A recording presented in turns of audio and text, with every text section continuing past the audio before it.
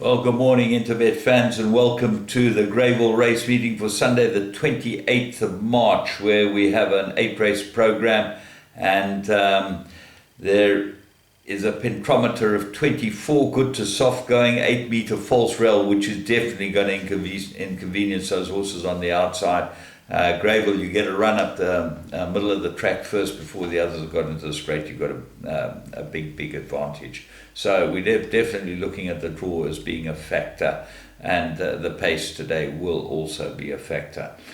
Firstly, Dubai World Cup, I thought it was the weakest field I've ever seen running in the World Cup. Very moderate bunch of horses, and certainly the Godolphin horse that won was a nice horse, but he's certainly not arrogant with those type of horses.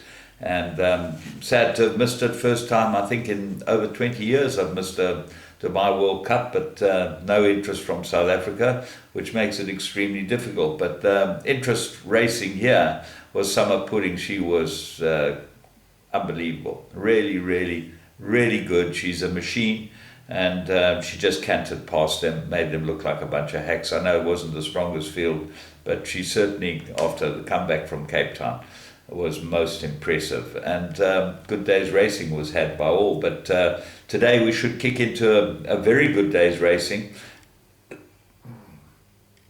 So let's start off with race 1, which is off at 1:15. Let's get that frog out the throat. Okay, 1400 meter, and I'm going for Prince of Taranto, the Tony Rivlin runner, number 2, Stewie Randolph. I think it's the right horse. Maestro Sonador, very good pace, third run after a rest, gets Marcus, but I think that you'll find Randolph will be able to stalk this one, and when he lets it go, it should be no race. What are the rest? The Gall goes into all my plays. Get a blinker strike.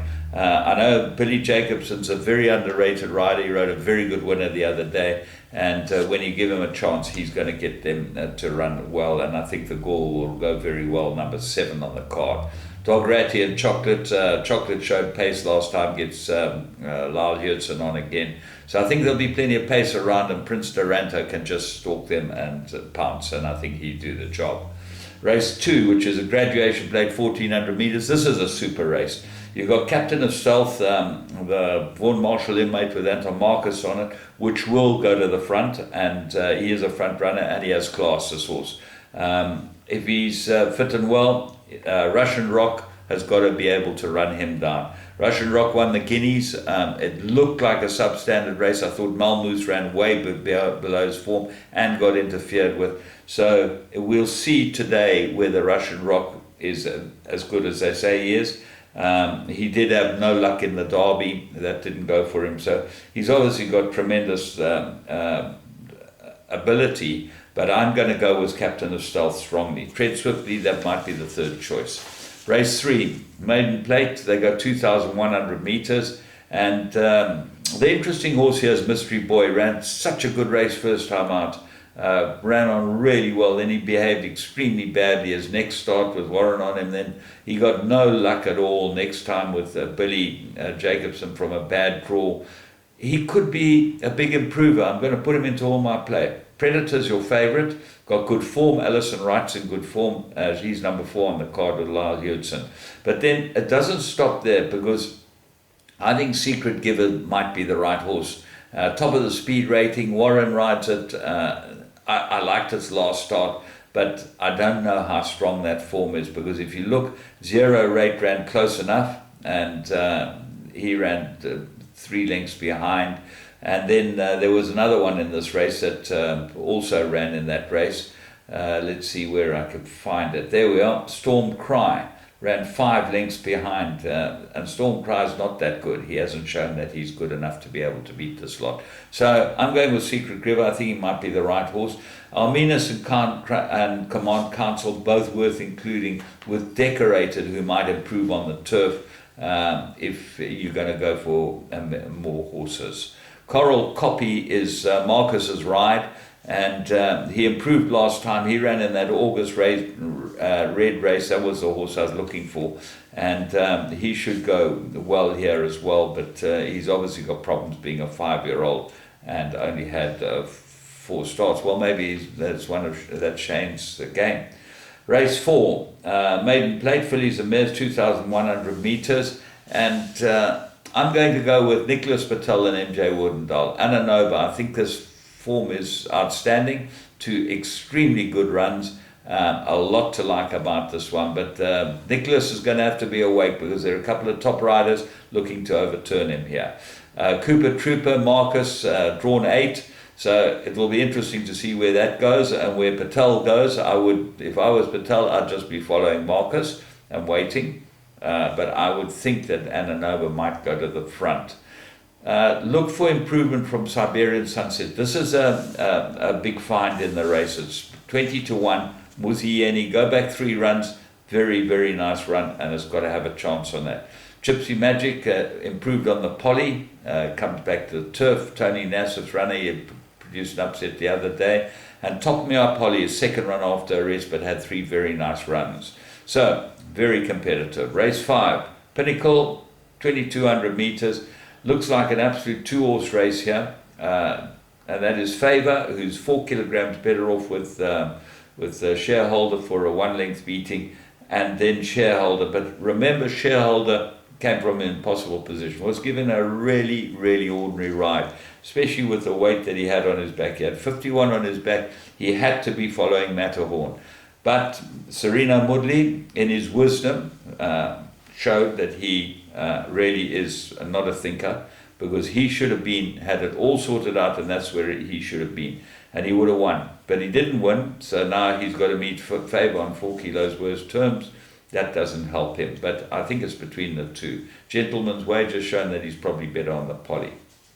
Race 6, merit-rated fillies and mares, 100, and they go a trip here, 1,600 meters. This is a very, very difficult race. There are lots of horses in here with chances.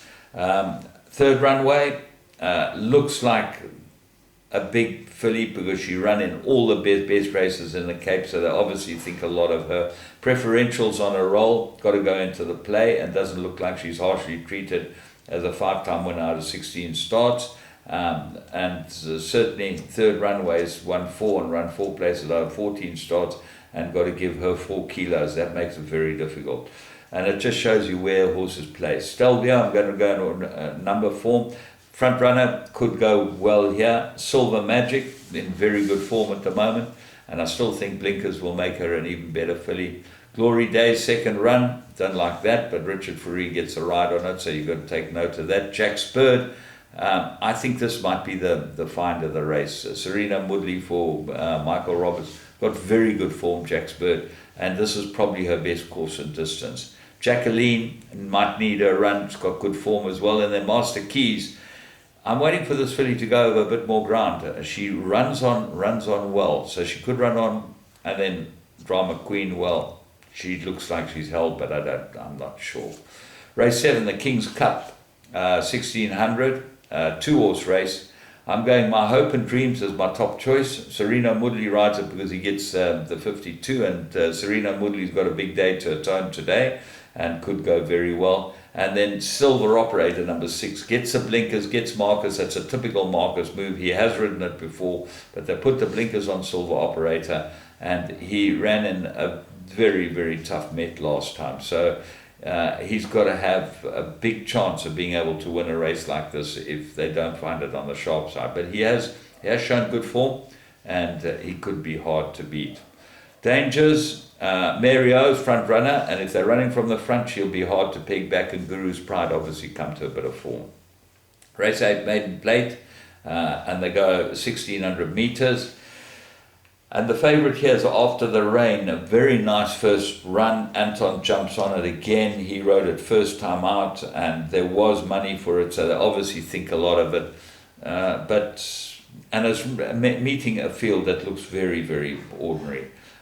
Silver Star is beautifully bred. Who knows how good this one is for Gavin van Zyl. Sonia Dawn shows form. He's shown that he's not that good. And then there's Giuseppe Song improving, and the horse I'm involved in, Fantastic Impact. I think that he might just need one more, but he should be running on well. So all in all, pretty interesting days racing, and I think that we should have a lot of fun here. So from Greyville, from the Interbet team, remember you can go and play all their Vegas games on their site and you get the best prices. If you look at the betting for the first race, you can get 22-10 Maestro Soñador, it's 2-1 with the bookmakers. 5-2 Prince of Taranto, 3-1. When you're getting that type of stretch, it's about a 20% stretch. It really does show you, and still they're still only betting at 113%, so they'll come down to about 105, 106% at time of racing will interbet, and you'll get a better price. You just got to wait and watch the horses go down. That's where the fun is. From me, James Goodman, have a great day's racing.